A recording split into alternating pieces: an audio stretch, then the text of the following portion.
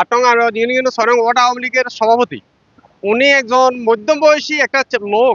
এই যে ছোট্ট একটা মাসুম বাচ্চার যে শ্লীলতাহানিটা করছে, এই যে আওয়ামী লীগের ওয়ার্ড আওয়ামী লীগের সভাপতি হইয়া উনি একটা ছোট বাচ্চার ওই শ্লীলতাহানি করা, এটা মানে আমি যখন শুনলাম আমার কানে যখন একটা আমি শোনা দিতে, আমি নিজে আশ্চর্য হয়ে গেলাম। আমি নিজেরা আসলে দেখতে পারলাম না কি এগুলা, কি এগুলো মানবিক কোনো তার কাছে কোনো আমরা কি মানব ধর্মের কোনো কিছু পাইলাম না, তার ভিতরে কোনো মানুষের মনুষ্যত্বর কোনো পরিচয় পাইলাম না, তার মানে একজন মুসলমান হিসেবে তার কাছে কোনো কিছু আমরা ওই ধরনের কোনো যোগ্যতা পাইলাম। আমি আশ্চর্য হয়ে গেলাম। আমি আটঙ্গা ইউনিয়নের 6 নম্বর ওয়ার্ডের এই আওয়ামী লীগের সভাপতির এই যে ছোট একটা মাসুম বাচ্চা ছিল তাহানির জন্য যে করছে, উনার আসলে একেবারে দৃষ্টান্তমূলক ভাবে আমি তার বিচার চাই। আমাদের এই ছোট ছোট বোনগুলা যদি বৃদ্ধদের কাছেও নিরাপদ না হয়, তাহলে তারা আসলে নিরাপদটা কোথায়? আমি এই বেয়াদফের দৃষ্টান্তমূলক শাস্তি চাই, যাতে আমাদের মা বোনরা একটু স্বস্তি বোধ করে দেশে।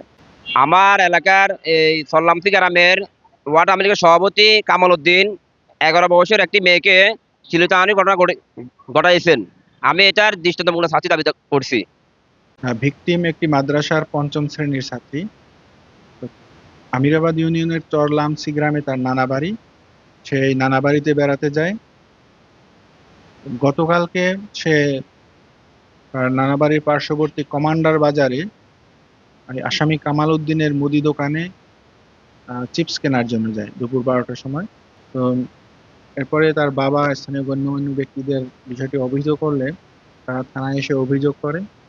অভিযোগ করা মাত্র আমি এই আসামির বিরুদ্ধে নারী ও শিশু নির্যাতন দমন আইনের 10 ধারায় একটি মামলা নেই এবং তাৎক্ষণিকভাবে মামলা তদন্তকারী কর্মকর্তা মামলা রুজু হওয়ার 1.5 ঘন্টার মধ্যে এই আসামিকে তার বসতবাড়ি থেকে গ্রেপ্তার করে।